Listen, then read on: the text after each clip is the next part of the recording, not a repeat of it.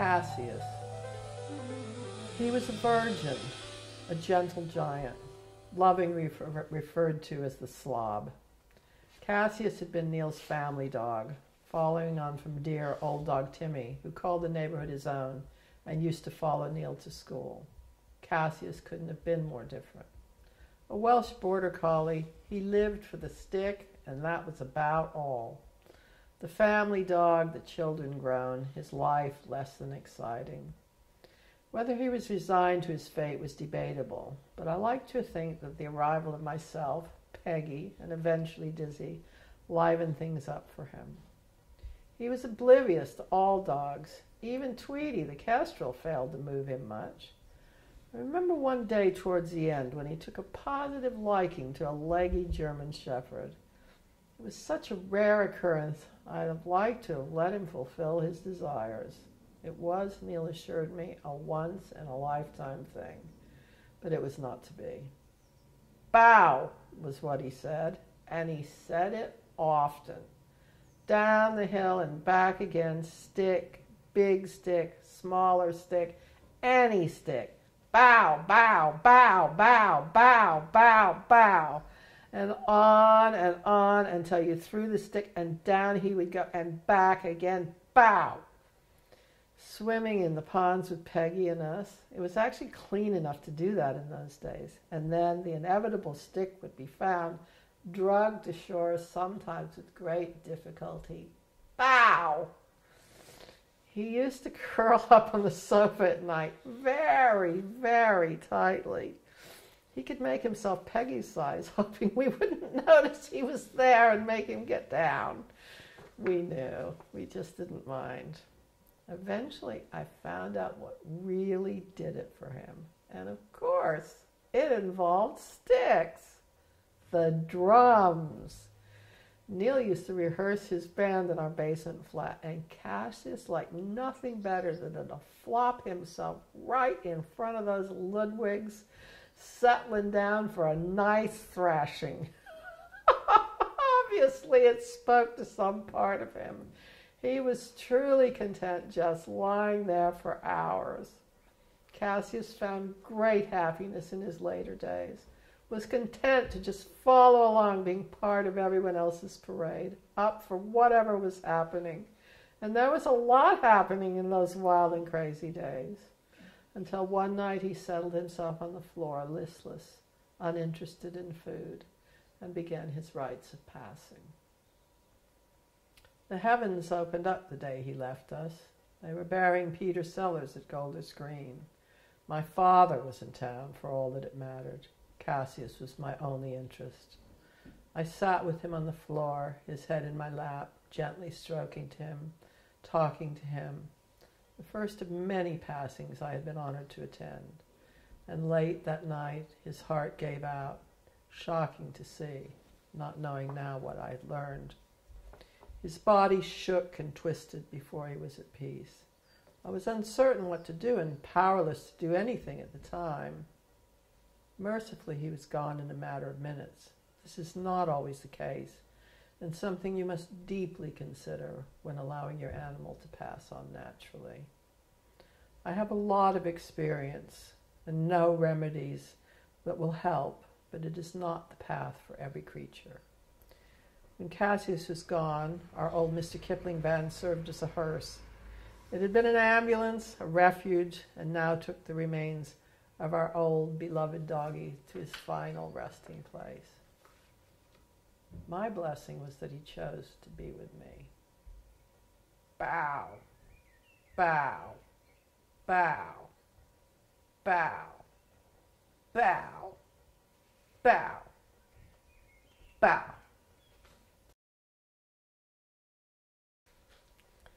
Peggy. I came to Herb's through old dog Peggy. Painfully thin, we called her Mahatma Peggy. I used to walk with her on the street when she was on her last legs. Cars would stop, and concerned people would approach me to tell me she was ill and needed attention. Sometimes people would shout at me to feed her. It could be distressing, but she was in no pain and still liked to walk, hunched up little skeleton that she was, glassy-eyed with cataracts. It was also good to know that people cared enough to stop their cars and say their piece. I wonder now if she had been a child, would they have done the same? Nevertheless, they did. They cared. And this was England, and it was a long time ago. Peggy used to go around circling the house nonstop.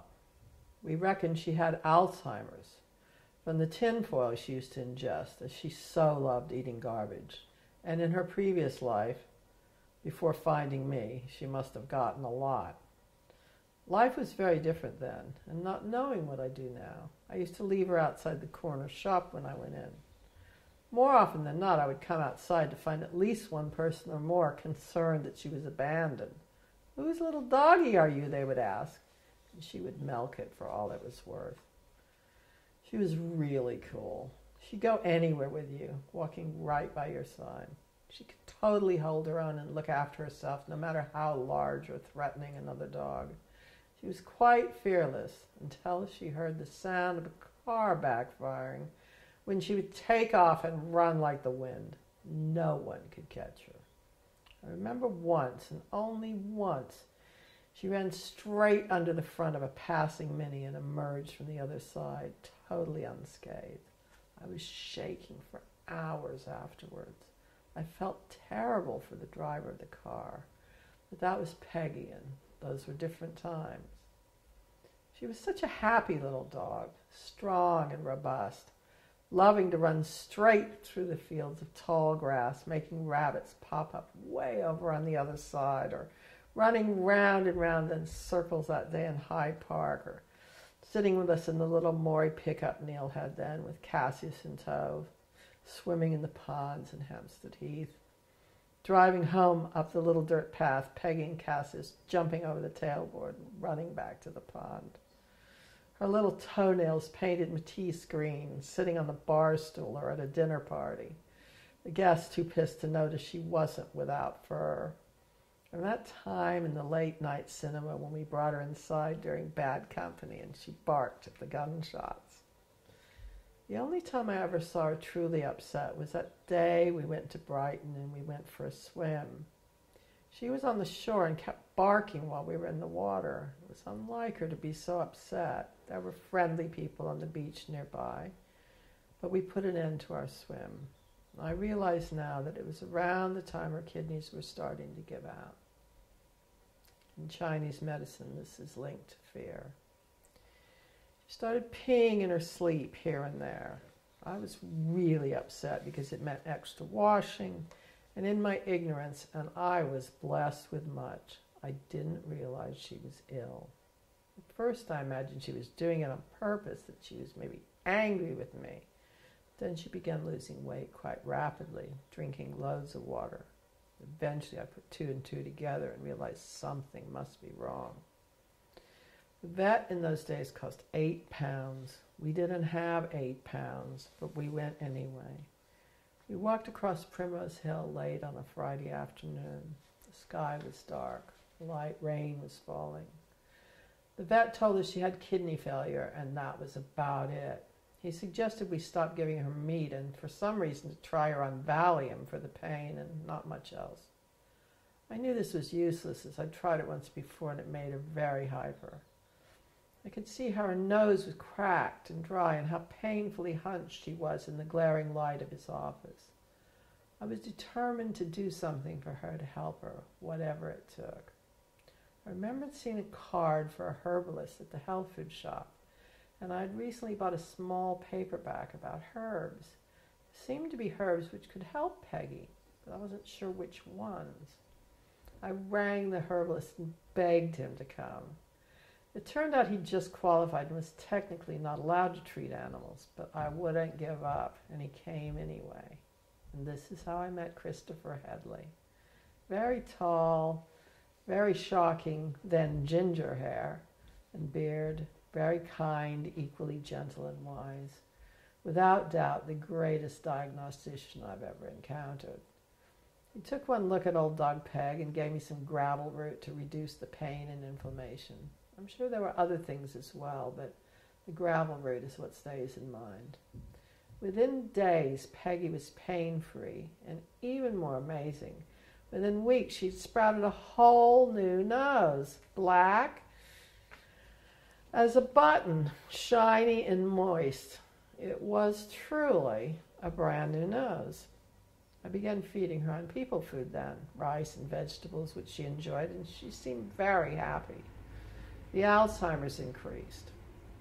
She would walk in circles around the flat nonstop for hours at a time. I reckon on some days she did about 5 miles. While I knew she wasn't suffering, it was very distressing to see her getting old.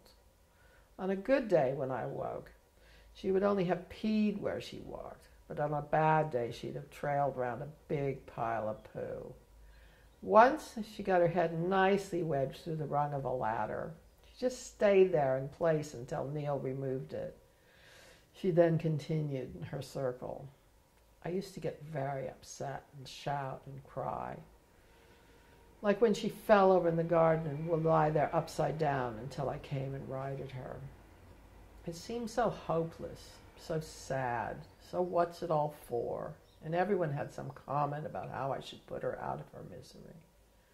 One day when Neil had had enough of my shouting and bad temper, he told me to get a grip, that I was ruining the quality of our lives.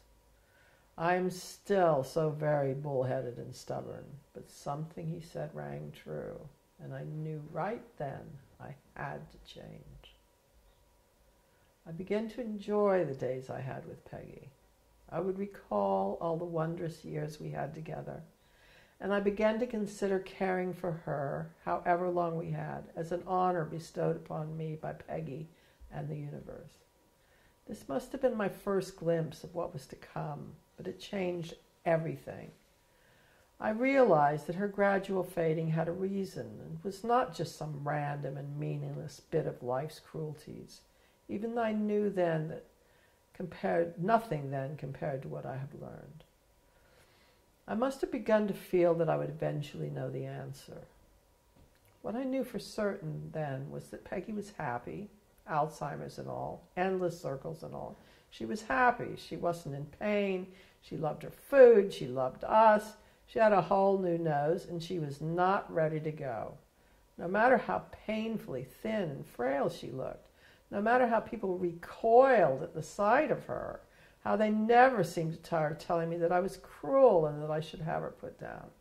I listened only to myself, and really only to Peggy on this one.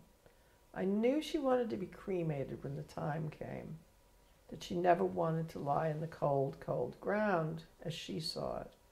And I knew that she hated the vet, and they had nothing to offer her. So I set about finding a way that I could put her to sleep at home when the time came, on my own, without a vet in sight. I began reading and inquiring about herbs, certain herbs that they had used long ago to help animals in the end, and I acquired some. Herbs that would relax the body so gently and efficiently, if taken in large quantities, that the heart would simply forget to go on beating. I knew that I'd have to syringe these herbs into Peggy's bottom, for if I gave them to her orally, they would make her vomit. This was what I was determined to do for her, in the warmth and comfort of the home she loved, when the time came, when her time came, when she was ready. Not when everyone else thought I should, not when I'd had enough. We began to celebrate our days together. She had an extremely irregular heartbeat, but strong, very strong. She probably had it all her life. This was not to be her demise. It was her back legs that I kept an eye on. I knew when they began to fail that the time would be right. But Peggy had a few more adventures in her. We had horrible builders thrust upon us, and one day while she was circling, the door was left open, and I noticed she was missing. She was nowhere to be found. I was frantic. But about 10 minutes later, I received an angry phone call. A woman arrived with her soon after. Peggy had wandered down past the bottom of the road, and the woman had concluded that I'd been starving and torturing her. She screamed abuse at me for a very long time and was highly unwilling to listen to any of my side of the tale. I felt bad at the time, but it was always a strange mixture of knowing how much people cared and how far they were willing to go. Peggy seemed quite exhilarated from her adventure. A few days later she escaped again, and this time, well, it makes me laugh when I remember her sitting up with those blankly staring eyes in the back of some Mini with a mom driving her children to school. Taxi for Peg. The last time was on Hampstead Heath. She walked so slowly then.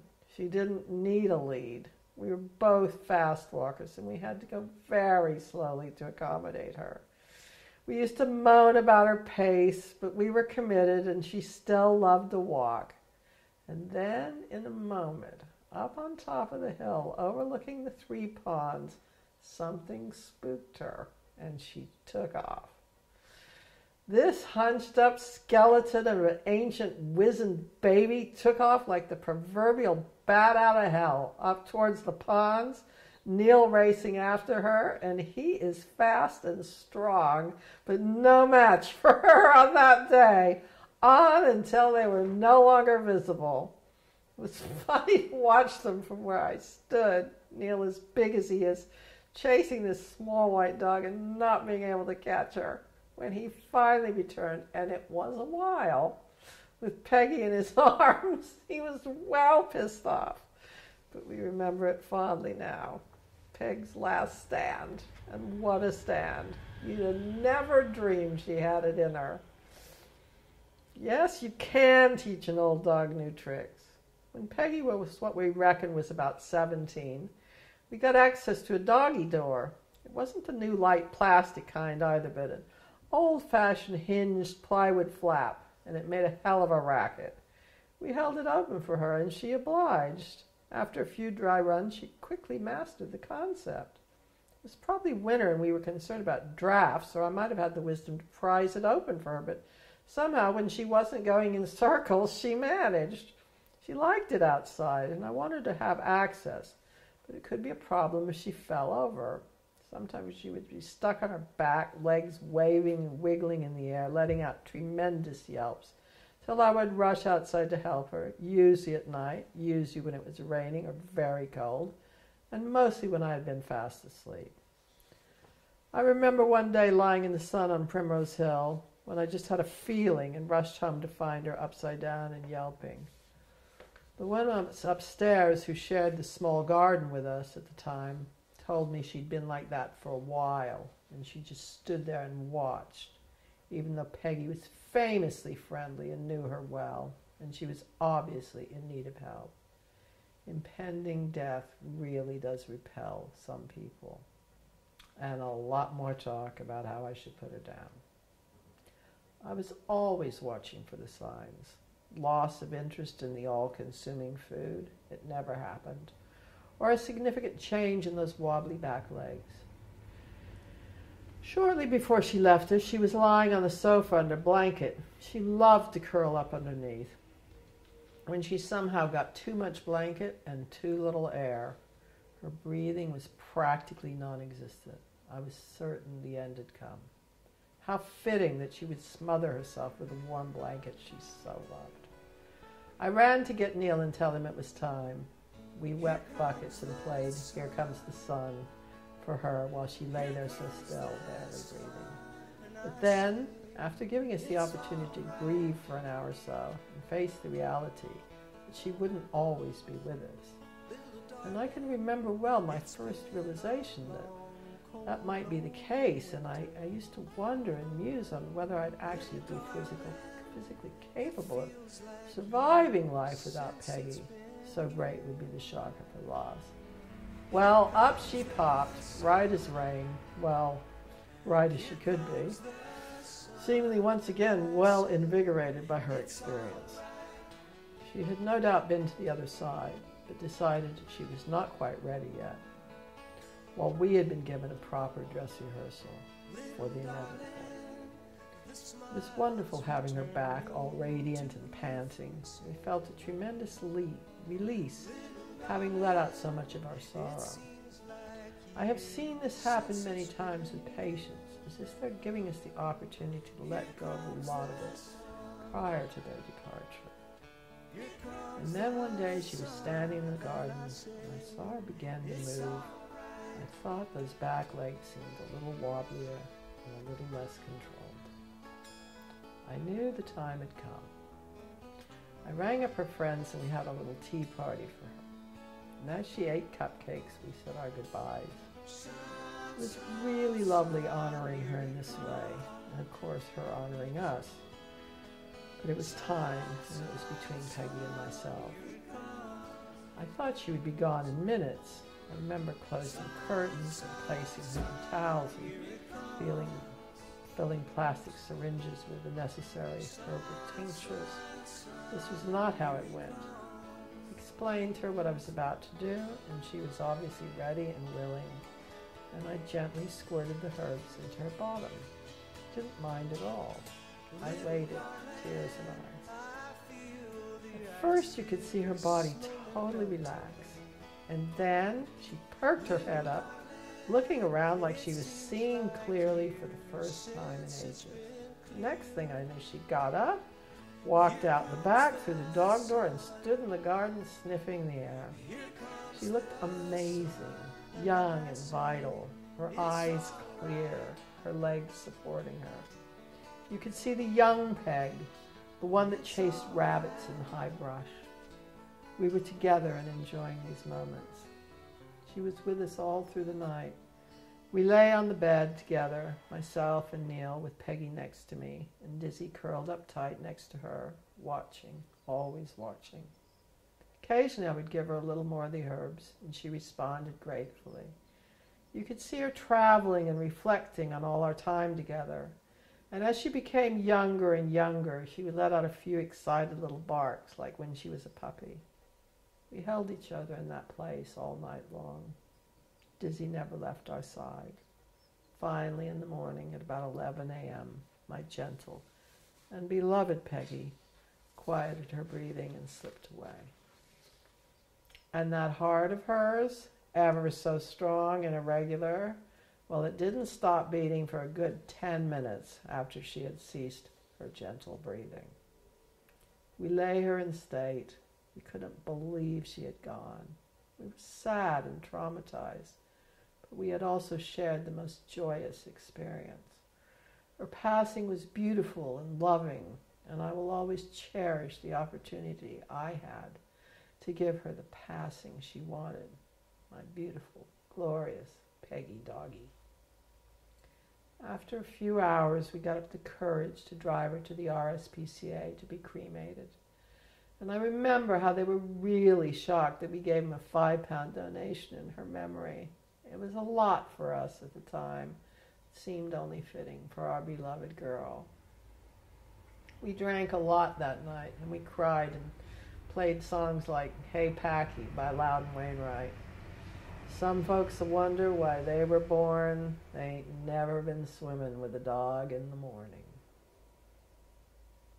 We knew that part of the past had slipped away, managing to elude us.